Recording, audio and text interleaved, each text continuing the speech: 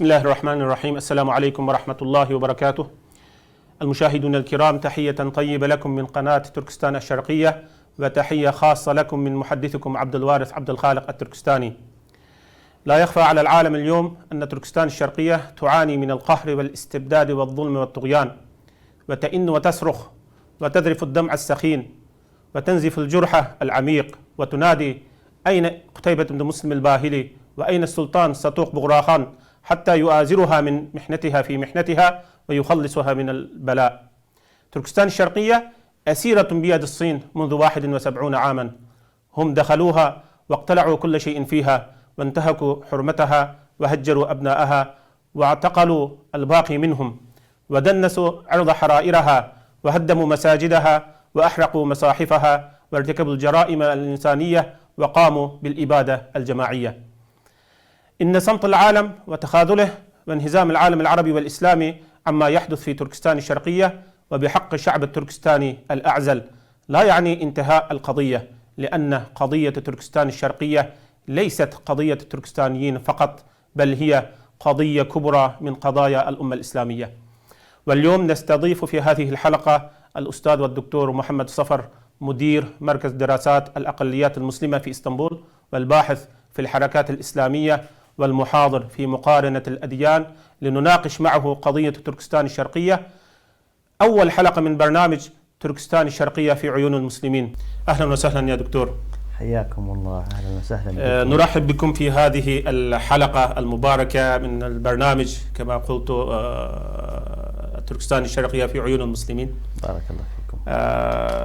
أريد أبدأ بالسؤال. أول سؤال، يعني ماذا تعني لكم بالنسبة كلمة تركستان حين تسمعها؟ بسم الله الرحمن الرحيم، الحمد لله رب العالمين، وصلى الله وسلم وبارك على سيدنا ونبينا محمد النبي الأمين وعلى آله وصحبه أجمعين.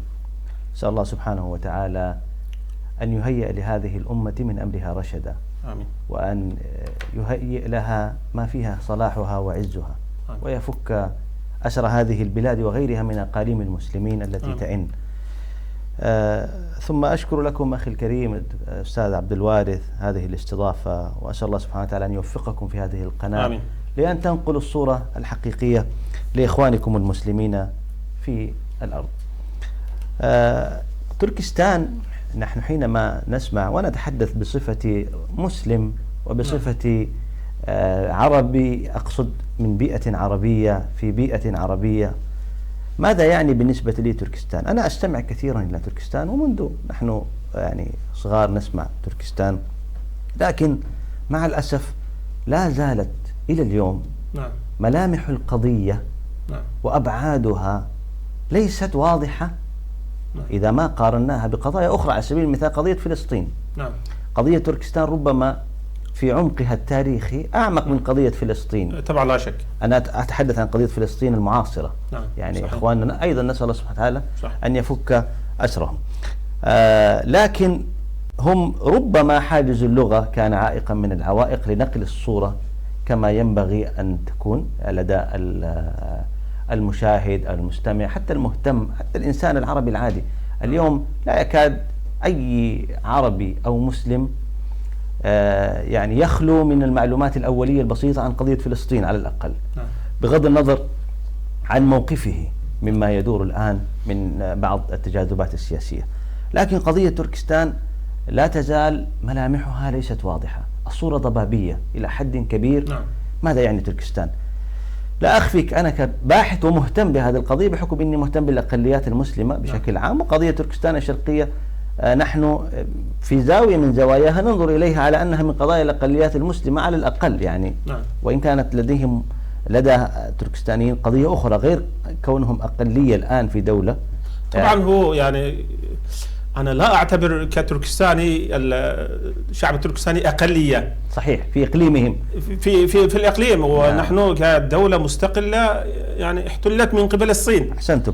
نعم. أنا هذا قصدي، أقصد أن هذه الزاوية، زاوية النظر كأقلية، لا يلغي حقهم هم كتركستانيين في المطالبة بدولتهم، لأن هذا حق ربما نناقشه في حلقات أخرى حينما نتحدث عن الحقوق الدستورية والسياسية للتركستانيين. لكن دعنا كمدخل تاريخي، أنا كباحث مهتم بهذه القضية لا أخفيك أني يعني فوجئت أن تركستان هذا الإقليم اليوم، وإن كانت يعني هي ليست ضمن الصين على رأي الإخوة التركستانيين ودولة مستقلة، تمثل خمس مساحة الصين.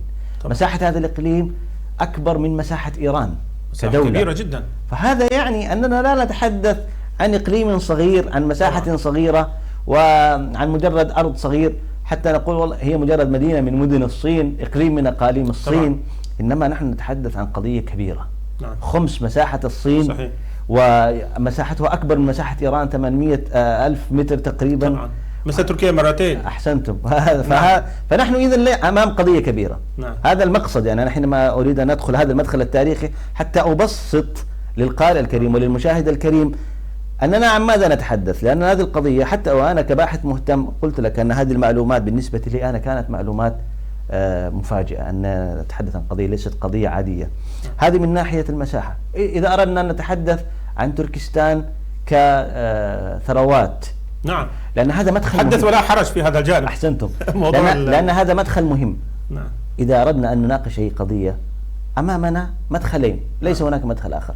إما أن هناك قضية أيديولوجية، نعم، مرتبطة بالدين، صحيح، بالفكر، صح، أو أنها قضية اقتصادية، نعم، وسياسية. السياسة مرتبطة بعد ذلك تخدم القضيتين هذه. صحيح. إما أن مثلا على سبيل المثال حرب العراق الأخيرة، نعم، من قبل الولايات المتحدة الأمريكية، ما الدوافع؟ هل كانت الدوافع من أجل أن الولايات المتحدة الأمريكية لديها مشروع أيديولوجي مسيحي يهودي إلى آخره تريد أن تنشر في هذه المنطقة؟ لا، إنما كانت الدوافع اقتصادية. نعم. فلذلك ينبغي أن ننظر من هذه الزاوية أيضا إلى مسألة تركستان، يعني طبعا. ننظر من الزاويتين. هل لدى الصين مشروع أيديولوجي؟ نعم. هل لدى الصين أطماع اقتصادية؟ نعم. إذا توفرت دوافع الدوافع الدينية الأيديولوجية الفكرية والدوافع الاقتصادية السياسية. نعم. لأن هذه المنطقة أيضا من حيث البعد الآخر يمثل جسر الرابط بين الصين والعالم البري. صحيح. نعم.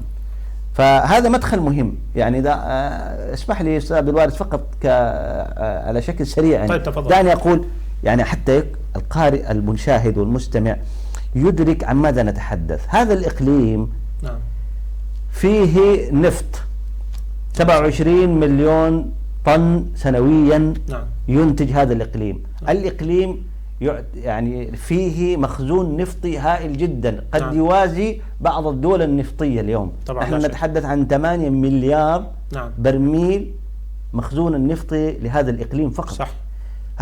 اليورانيوم، نعم، الفحم الذي تستفيد منه الصين الآن لإنتاج الطاقة. نعم. هذا الإقليم يغذي 27% من طاقة الصين. صحيح. حسب بعض الدراسات والإحصائيات التي اطلعت عليها. فنحن نتحدث عن إقليم حتى من حيث الجو. نعم. هذا الإقليم يتميز بمناخ معتدل، مناخ لطيف. نعم. ليس هناك شتاء قارس ولا صيف حار. هذا يساعد أن يكون هذا الإقليم من أكثر الأقاليم الزراعية على مستوى الصين اليوم. طبعا هناك حسب المدن الجو يكون حسب المدن، بعضها ساخن بعضها برودة، يعني مساحة كبيرة جدا. صحيح. وكذلك كما أشرتم موضوع الثروات الخارجية أو داخل باطن الأرض، يعني ثروات كبيرة جدا. يعني في أراضي الصين بأكملها تقريبا يطلع 168 نوع من أنواع المعادن، ومنها 128 نوع يطلع من داخل تركستان الشرقية. ما شاء الله. نعم. جميل. يعني إذا أنا هذا قصدي أننا نتحدث عن منطقة وإقليم. نعم. لدى الصين لا شك أطماع اقتصادية. نعم. هذا بخلاف المشروع الأيديولوجي يعني الفكري والديني الذي يريد الصين. نعم. طبعا المشروع الأيديولوجي هو مشروع من أجل السيطرة والتحكم والتمكين، وليس من أجل أنهم هم يريدون أن يحولوا تركستانيين إلى لا دينيين ملحدين شيوعيين إلى غيره، لكن هو المقصود الفكرة كيف نستطيع أن نسيطر على العقول. نعم. حتى نستطيع أن نتحكم في هذه المنطقة. صح. فهذا مدخل فقط من أجل أن نشرح عن أهمية هذه القضية بالنسبة للصين وبالنسبة للعالم الإسلامي. ما يعني لو أخذنا من زاوية أخرى، ماذا لو كان هذا الإقليم الآن دولة إسلامية مستقلة تضاف إلى العالم الإسلامي؟ نعم. كقيمة كقيمة تاريخية، كقيمة حضارية. لأننا الآن إذا أردنا أن نتحدث من ناحية تاريخية، كانت حواضر هذه المناطق تركستان كانت عواصم للعلم وللعلماء وللدعاة. تركستان الشرقية علاقتها بالإسلام ليست علاقة جديدة أو حديثة. أصحاب الكتب الستة كلهم من وراء النهر يعني. أحسنتم. من هناك. نعم. أحسنتم. نعم. كانت حضارة كبيرة جدا يعني، أسهمت للعالم الإسلامي والحضارة الإسلامية في هذا الجانب. للتوضيح حتى لا يلتبس على البعض، لأن هناك الآن طبعا الإعلام يشوش أحيانا نقل المعلومة، أحيانا عن قصد وأحيانا من غير قصد حقيقة، حتى لا نظلم الإخوة الإعلاميين جميعا. للتوضيح فقط، تركستان الشرقية لم تكن تاريخيا جزءا من مملكة الصين، والدليل أن سور الصين سور فاصل بين هذا الإقليم وبين مملكة الصين. ويعني السور أنشئ من أجل حماية الصين من التركستانيين. نعم صحيح.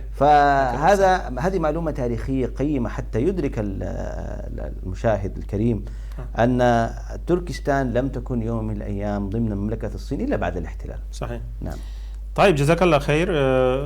طيب السؤال الثاني يعني يطرح نفسها، يعني العالم الإسلامي كيف ينظر لقضية تركستان الشرقية يعني بشكل عام؟ نعم.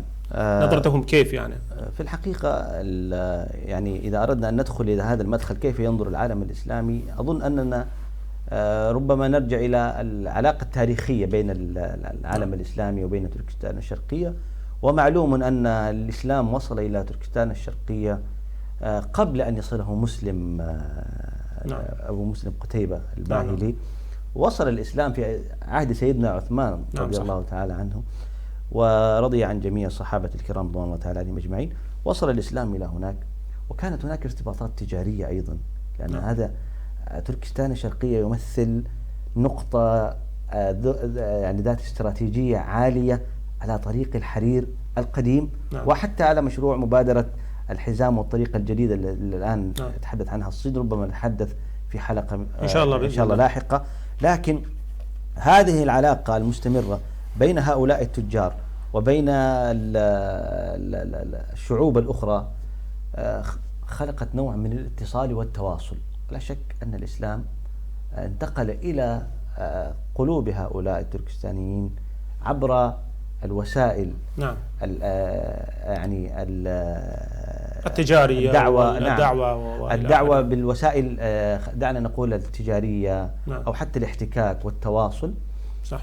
قبل أن يأتي أبو مسلم قتيبة الباهلي بالجنود والجيوش. ثم حينما تحولت تركستان سواء الشرقية أو الغربية ككتلة كاملة، يعني دعنا نقول تركستان، لأننا حينما نقول تركستان الشرقية فهذا يعني بالضرورة أن هناك تركستان الغربية. صح. هذا يفهم تلقائيا. طبعا. يعني ربما نحتاج إلى توضيح ما الذي يميز تركستان الغربية عن تركستان الشرقية. وهذه مسألة مهمة للمشاهد، لأن البعض قد يقول طيب ماذا عن تركستان الغربية؟ نحن دائما نتحدث عن تركستان الشرقية. ينبغي أن نوضح أن تركستان الشرقية قضيتها قضية الآن صراع مع الدين والمعتقد والسيطرة على الأرض. تركستان الغربية توزعت إلى مجموعة دول الآن، وهي أشبه بدول لديها نوع من الاستقلال دعنا نقول. والصراع مع تركستان الغربية لم تكن مع الصين، كانت مع روسيا طبعا. بينما هنا اتفق الروس والصين على تركستان الشرقية من أجل إنهاء هذه الدولة. ثم أمر آخر أيضا مهم في هذه الناحية، تركستان الشرقية أصرت ولا زالت تصر على أن تبقي كيانها الإسلامي القديم، ولذلك في كل محاولات الاستقلال على الثقافة الإسلامية. أحسنتم. في كل محاولات الاستقلال التي تمت والتي مع الأسف وؤدت، يعني وؤدت بالقوة من قبل الصين، وربما نأتي في الحديث عنها حينما نتحدث عن المحور السياسي. كان مشروع تركستان الشرقية هو إعلان جمهورية تركستان الشرقية الإسلامية. صحيح. نعم. أريد أسأل الشارع العربي بشكل عام، الآن طبعا في البلاد العربية لديها مشاكل ما يكفي بالنسبة لهم طبعا. ولكن كشارع عربي، كمجتمع عربي، كشعب عربي، كيف تنظر لقضية تركستان؟ هل تنظر أنها قضية داخلية صينية، أو أنها كانت دولة مستقلة واستعمرتها من قبل الصين؟ يعني كيف تنظر الجانب السياسي أيضا؟ طيب، طبعا لابد من أن نفصل الجانب السياسي الرسمي عن الجانب الشعبي، وإن كان هناك تداخل من حيث الإعلام، لأن الإعلام لا يملكه الشعوب يعني في الحقيقة. صح. إلا الآن في الفترة الأخيرة بدأت هناك قنوات خاصة، ولكن يمثل جزء منهم. نعم صحيح، لا يمثل ولكن في السابق كان الإعلام كله إعلام رسمي حكومي، ما لم يكن هناك إعلام خاص. هذا أولا. ثانيا، أيضا هناك دور مناط بالإخوة التركستانيين. الإخوة التركستانيون لم يتمكنوا من الوصول إلى كل العالم. طبعا الإعلام لم يكن مفتوحا كما هو اليوم. صح، لا شك. هذا أمر. اللغة والتواصل نعم. أيضا كان حاجز من حواجز وصول التركستانيين. لماذا استقر جملة كبيرة من التركستانيين، إخواننا التركستانيين، سواء تركستان الشرقية أو تركستان الغربية، استقروا في أفغانستان؟ يعني أتكلم عن الهجرة القديمة. الهجرة القديمة. لماذا؟ لأنهم كانوا أولا يريدون أن يعودوا إلى ديارهم. صح. أجبروا تحت الضغط. نعم. النيران والحروب والقتل والتهجير. نعم. فكانوا يريدوا أن يكونوا بالقرب حتى مع أول فرصة يعودوا إلى ديارهم. هذا أولا. ثانيا، الترابط والتداخل العرقي واللغوي يسهل عليهم التواصل مع هؤلاء، ولذلك نجد أن مجموعات قليلة من التركستانيين هم من هاجروا إلى بلدان بعيدة.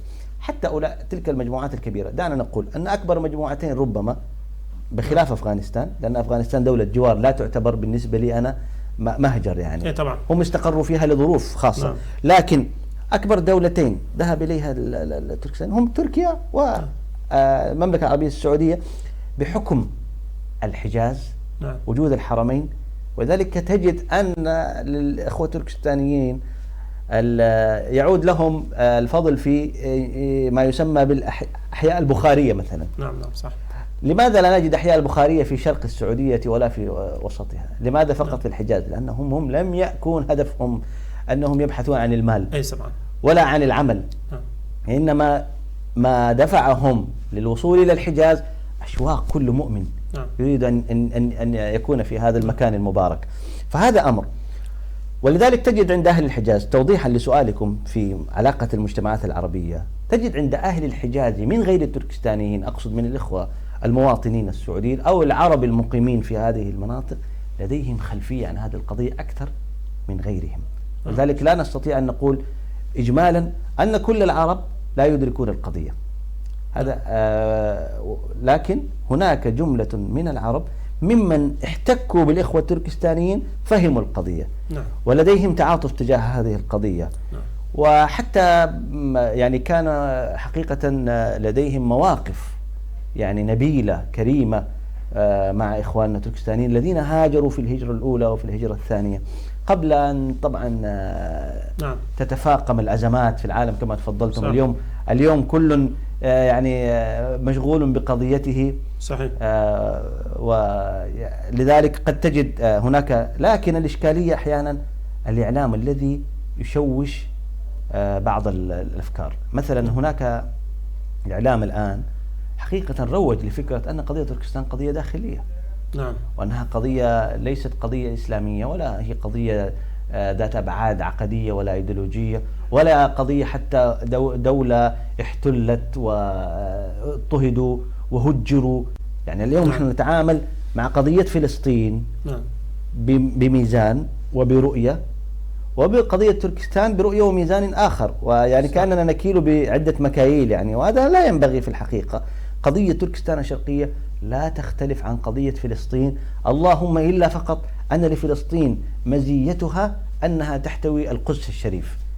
إذن العلاقات العربية مع تركستان الشرقية وتركستان الغربية أيضا، العالم العربي والإسلامي بشكل عام، علاقة وطيدة من تاريخ حين انفجر الإسلام في العالم العربي والإسلامي بعد فتح تلك البلدان من قبل قتيبة بن مسلم الباهلي.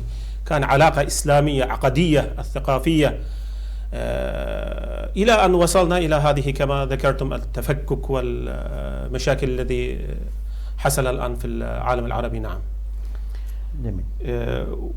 ولدي سؤال آخر حقيقة قد تم ذكره يعني في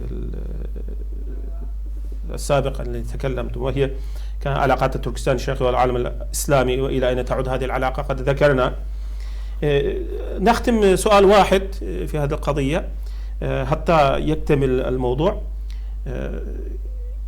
الآن كما ترون أنه في تركستان الشرقية هناك الإبادة جماعية داخل تركستان. طبعا منذ 71 عاما مستمر هذه القضية، ولكن من عام 2013 بدأت يعني بشكل اشتدد الموضوع أكثر فأكثر. يعني حاليا الموضوع انتشر في العالم، يعني كبيرة جدا، الجانب الإعلامي أيضا والحقوقيين نوعا ما. كيف ترون هذه الذي تحصل الآن في داخل تركستان الشرقية حاليا؟ يعني شوف أخي الكريم، يعني حتى نضع الأمور في يعني محاورها الصحيحة. قضية تركستان الشرقية الآن أبعادها أصبحت متشعبة. نعم. نحن الآن أمام قضية البعض يراها أنها صراع بين عرقيات. نعم. يعني الصين الهان والإيغور. نعم. التركستانيين، وهذا تاريخيا كان موجود لا شك. يعني نعم. الصين والتركستانيين هم لم يكونوا على حالة وفاق. هذا كان قبل الإسلام، حتى قبل الإسلام، ممتد. كان صراع يعني هذا صراع تاريخيا موجود. نعم. لا ننكره، كان موجود. ولكن هل هي هذه القضية اليوم؟ هذا لا شك أن فيه نوع من الإجحاف لهذه القضية وتحجيم لها، وكأنه صراع بين عرقيتين. يعني لا، الأمر ليس كذلك. يعني هذه مسألة ثانية، هناك صراع بين دولة احتلت دولة. نعم. دولة كبيرة عظمى مثل الصين احتلت دولة صغيرة مثل تركستان، يعني وإن كانت ليست صغيرة كما ذكرنا في بداية الحديث، لأنها تساوي حجم إيران يعني. نعم. وضعفي حجم تركيا. نعم، صحيح. فهي ليست دولة صغيرة. وحتى عدد سكانها نحن يعني على خلاف بين الإحصائيات الرسمية وغير الرسمية. الغير رسمية تتحدث عن 40 مليون، والرسمية الصينية يعني أحيانا تتحدث عن 13 إلى 11 مليون. لكن في أي حال من الأحوال نحن لا نتحدث عن إقليم صغير ولا دولة صغيرة من حيث المساحة، هي دولة كبيرة، وكما ذكرنا في بداية الحديث الثروات الموجودة فيها، موقعها الاستراتيجي وإلى آخره. نعم. وعمقها الحضاري. نعم. نحن نتحدث عن عواصم للعلم والعلماء. نعم. كاشغر لا زال أول من كتب في ديوان الترك محمود. نعم. الكاشغري. نعم. يعني ديوان لغة الترك. نعم. ديوان لغة الترك. لم تكن في تلك الفترة دولة تركستان يعني نعم. بمعنى كدولة، ولكن تأملوا كيف كانت هذه العواصم عواصم للعلم وللعلماء يعني. نعم. وكما تفضلتم أئمة السنة وغيرهم من العلماء الكبار الذين حتى في تخصصات التطبيقية. فهذا يعني أننا نتحدث عن عمق تاريخي وحضاري وقيمة. هذه قيمة تضاف لهذه المناطق. ولذلك أنا قلت أنها لا تختلف عن قضية فلسطين، لأننا في فلسطين أيضا نتحدث عن قوة جاءت واغتصبت حقوق شعب. نعم. واستولت على أرض. نعم. مع أن دولة فلسطين ربما لم تكن قد شكلها المستعمر البريطاني بنفسه يعني. نعم. والآن الإشكالية أيضا نحن في الصين. الصين في عام 1881 على ما أعتقد أول احتلال حصلت 1759، لكن لم تستمر. نعم. استرجع التركستانيون، وحتى التركستانيين كانوا على محاولات مستمرة لاستعادة ملكهم. أي طبعا لا شك. استعادة أرضهم، ما زالت تستمر هذه القضية ولا زالت. يعني أنا أقصد أنهم وصلوا إلى مرحلة في إحدى المرات استعادوا كاشغر. نعم. وأعلنوا دولتهم. ولولا أن هناك تواطؤ دولي حصل لما استطاع الصينيون يعني السيطرة مرة أخرى. نعم. على هذا المنطقة، على تركستان الشرقية. ولذلك يعني القضية قضية الآن نحن أمام دولة يعني استولت على دولة أخرى.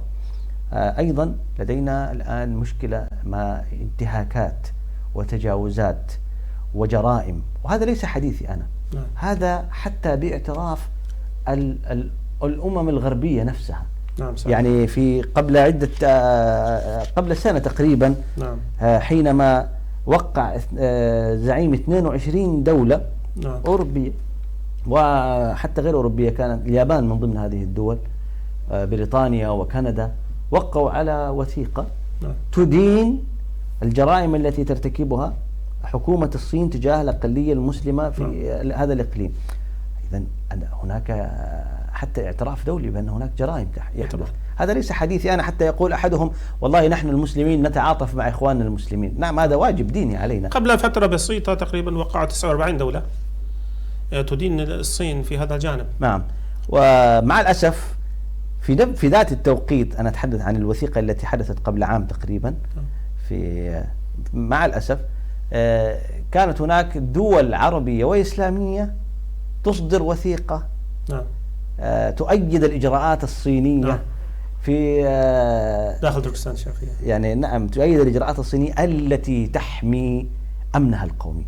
وهذا مع احترامي طبعا للإخوة الأمنيين، مصطلح الأمن القومي أصبح فضفاض إلى درجة صحيح. أننا لم نعد نميز بين من هم أصحاب الحقوق ومن هم الإرهابيون. نعم صحيح. نعم. وهنا هذا التداخل هو الذي يخلق نوع من الفوضى حتى لدى القارئ والمشاهد العربي. يعني ما هي حقيقة القضية؟ لذلك حقيقة أعانكم الله، أنتم أمام تحدي كبير لأن تصل الرسالة كما ينبغي، الرسالة الواضحة الحقيقية للواقع. هنا شعب احتل أرضه، اضطهد، هجر، قتل، يحارب في دينه، في عقيدته، في اقتصاده، في حقوقه الفكرية والثقافية، في حتى حقوقه في المعيشة، في الحياة بكرامة، يعني كل حقوق الإنسان. والمواثيق الدولية التي نتحدث عنها تنتهك، وبغض النظر عن هذه التعقيدات الأخرى. ونحن كمسلمين علينا واجب أعظم حتى من المؤسسات الدولية. نحن الآن نطالب المجتمع الدولي والغرب والمؤسسات الدولية أن تقف مع هذه القضية، وهذا أيضا حق إنساني لأصحاب هذه القضية أن يقف معهم المجتمع الدولي. لكن هناك على المسلمين واجب أعظم وأكبر. ولذلك حينما نجد أن هناك نصرة من الغرب ونجد تخاذل أو ضعف أو انهزام من المسلم، حقيقة هذا مؤلم، وظلم ذوي القربى أشد يعني حقيقة. بارك الله فيكم. طيب جزاكم الله خير. نختم هذه الحلقة هنا إن شاء الله، نواصل في الأسابيع القادمة إن شاء الله الحلقة الأخرى. طيب أيها المشاهدين الكرام، نختم هذه الحلقة هنا إن شاء الله، نواصل في الحلقات القادمة إن شاء الله بإذن الله سبحانه وتعالى. اليوم دخلنا مدخل كتاريخ تركستان الشرقية وعلاقاتها مع العالم العربي والإسلامي. إن شاء الله في الحلقات القادمة بإذن الله سبحانه وتعالى ندخل تفاصيل ما يحصل من الجرائم والإبادة الجماعية في داخل تركستان الشرقية مع الحقوقيين والسياسيين وإلى آخره من العالم العربي والإسلامي بأكملها إن شاء الله سبحانه وتعالى. إلى أن نلتقي الحلقة القادمة إن شاء الله، دمتم بخير، والسلام عليكم ورحمة الله وبركاته. وعليكم السلام.